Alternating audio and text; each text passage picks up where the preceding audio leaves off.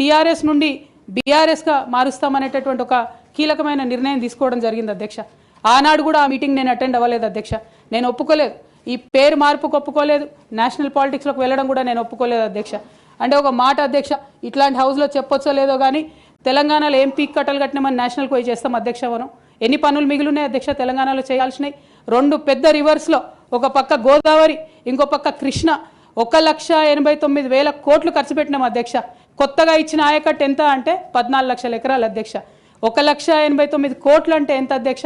1,00,000 కోట్లు ఖర్చు పెడితే 20 లక్షల మంది పేద ప్రజలకు ఇంటికి 5 లక్షలు వేసుకున్నా 20 లక్షల మందికి పేద ప్రజలకు ఇల్లు ఇవ్వచ్చు అధ్యక్ష మనం. కానీ 1,89,000 ఖర్చు పెడితే అధ్యక్ష జరిగింది ఎవరికి, ఒరిగింది ఎవరికి అంటే ఒక వ్యక్తి 1989లో కంపెనీ పెట్టుకున్న ఆయన మన తెలంగాణ వచ్చిన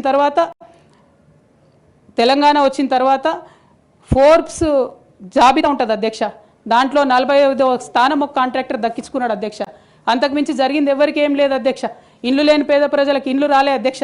కానీ ఆ కంపెనీకి మాత్రం 1,02,666 కోట్ల విలువైన ప్రాజెక్టులు ఒకటే కంపెనీకి పోయింది అధ్యక్ష. ఇది ప్రైవేట్ విషయం అని అనిపించవచ్చు అధ్యక్ష, కానీ తెలంగాణ రాష్ట్రం తెచ్చుకున్నదే ట్రాన్స్పరెన్సీ కోసం, తెలంగాణ రాష్ట్రం తెచ్చుకున్నదే అకౌంటబిలిటీ కోసం, తెలంగాణ రాష్ట్రం తెచ్చుకున్నదే ఇండిపెండెన్స్ కోసం. ఇవేవి లేనటువంటి తెలంగాణ రాష్ట్రాన్ని మనం ఊహించని కూడా ఊహించలేము అధ్యక్ష. చూసుకుంటూ ఊరుకోవడం కూడా సరికాదు అధ్యక్ష.